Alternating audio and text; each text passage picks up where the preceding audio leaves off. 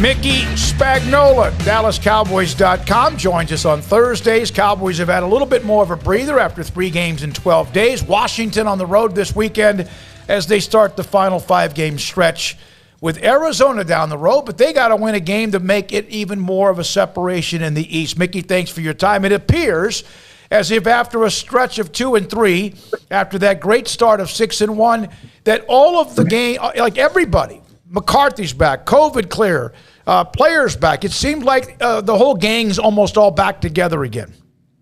Yeah, almost all back together again. And boy, I guarantee you it was a welcome sight because it was a tough go there trying to win a game in New Orleans when you don't have your head coach, David. You don't have your 2 offensive line coaches. You had to shut down the weight room because all 3 strength and conditioning coaches were out. All those people were out with COVID. And so all the coaches are back. They gotten Randy Gregory back on the practice field. We'll see if he's ready to go.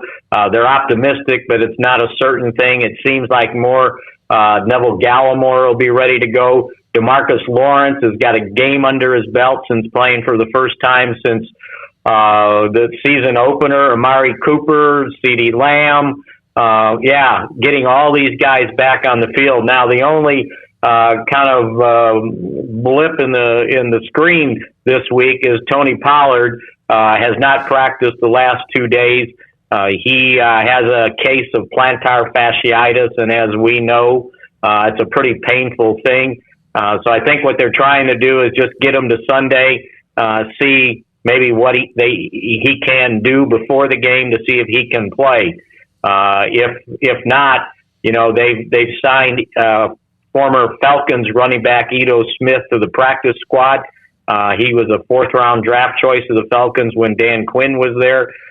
So they could always move him up, and then Corey Clement would be the other running back. The good thing is Zeke has practiced all week, so that's 2 weeks in a row he's practiced fully, and they actually were in pads today. And by the way, talking about all the things they had to overcome, with the crazy schedule they had, this was their first padded practice since going into the Atlanta game a month ago. So I think from a physical standpoint, they're in better shape, rested, and probably even more so mentally, just getting a break from everything they had gone through. Zeke's still a concern, though, right? Because that bruise is not just completely going to heal while he's still running on it. Well, Paul, first of all, it's not a bruise. I don't know how that got started, but it sure did get started. He's got a ligament sprain in there, and as he says, he says it gets stiff on him, and he said once he gets the stiffness out, then he feels, okay. They did an MRI on Friday or Saturday, and he said it came back, positive that it's getting better, that it's improving. Now, he says, it probably won't get to 100% until it rests for a long period of time, but he feels like he can play. They'll rely on him. I don't know that he can go out and take 25 snaps 25 carries if Pollard isn't there.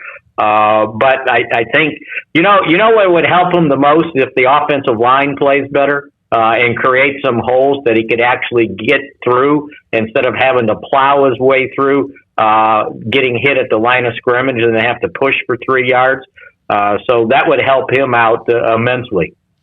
Mickey Spagnola, DallasCowboys.com. Now, Mickey, I know everyone knows where everybody is and who's maybe right now Arizona, Green Bay, where they are. Cowboys have got to kind of come out of that funk, and at 8-4, they're still pretty good. And they're in control of the East, and they're about to play the East, which might be a good thing. What about overall looking down the road to tiebreakers? You do play Arizona. You do not play Green Bay, and I know there's 5 games left. But where are their wins and losses when it comes to tiebreakers in division, conference, etc.? Well, if we look at the conference, the Cowboys have the best second best conference record in the NFL, only better by New England in the AFC at 7-1. The Cowboys are 6-1. And really, from a conference record, standpoint, when you look at the NFC, 6-1 is the best. Arizona's 6-2. Green Bay's 7-2.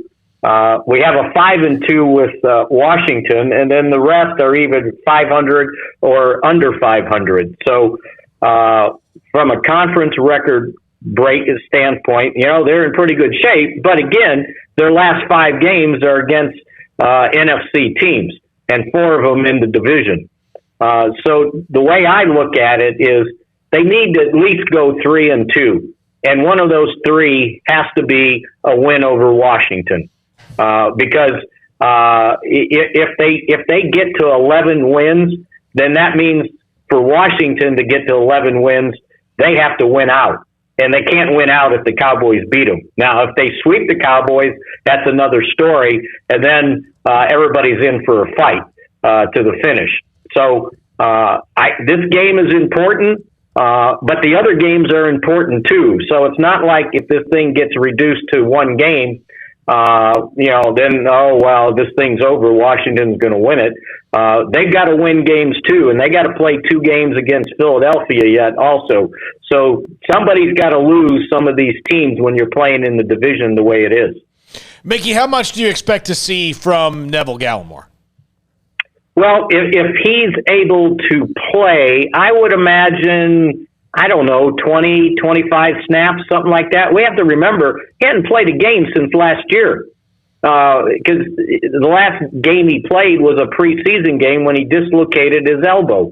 And so he didn't have to have surgery, but it was a lot of rehab. And first time out, I don't think you want to overdo it. I think if we look at what DeMarcus Lawrence did playing this past Thursday for the first time since the season opener, I think he played like 37 snaps, and that was more than they had anticipated. I think he just kind of squirmed his way in there a little bit more than they wanted. 25, 30 snaps at most. But you know what? Having him out there, and if Gregory can get back in time for the game, they would have their projected starting defensive line out there for the first time all season, because he didn't play in the opener. DeMarcus Lawrence played in the opener. Randy Gregory. How about this? It just kind of dawned on me, and I looked it up. Randy Gregory started his first season opener in his career, and his first year was 2015. It would be, quite helpful to get all those guys back on the field. And if they're not all there this week, then I'm guessing next week they have a much better chance. Mickey Spagnola with us, DallasCowboys.com, Sikkim 365 Radio and 365 Sports. Washington was 2-6. They're now 6-6. Perhaps part of that is because they got a kickstart with the win against New England, Tampa Bay with Brady. They seem to be kind of playing that style that reminds me of a couple of other teams when they have had pretty good runs near the end of the year. Now, I don't believe in them as a playoff team, but they put themselves in position. Why? They played well defensively. The most anybody has scored on them during this win streak is 21 points by the Panthers. They've held the Seahawks and the Raiders to 15 each, and they held the Bucks to 19. So if you can play defense like that, then you don't have to lean on your quarterback. They can afford to run the ball, and then throw deep. Antonio Gibson certainly gave the Cowboys problems last year. So did J.D. McKissick.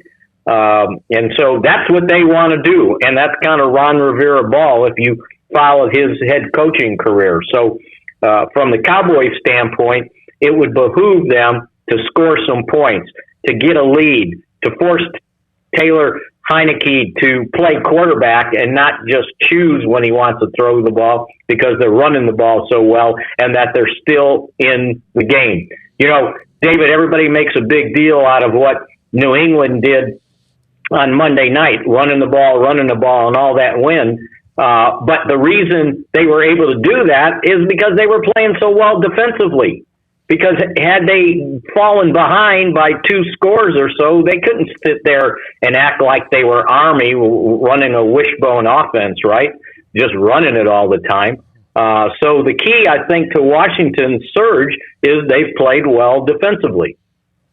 Mickey, thank you. Interesting. It's still Cowboys and what used to be Redskins, now Washington football team coming up this weekend. Cowboys win. They give themselves a cushion plus a win with one of the teams right behind them as they try to win the NFC East, and they have a chance to just get that done pretty quickly. All right, thanks to Mickey Spagnola. Coming up next, Craig Smoking Off the Radar, Sikkim 365 Radio, and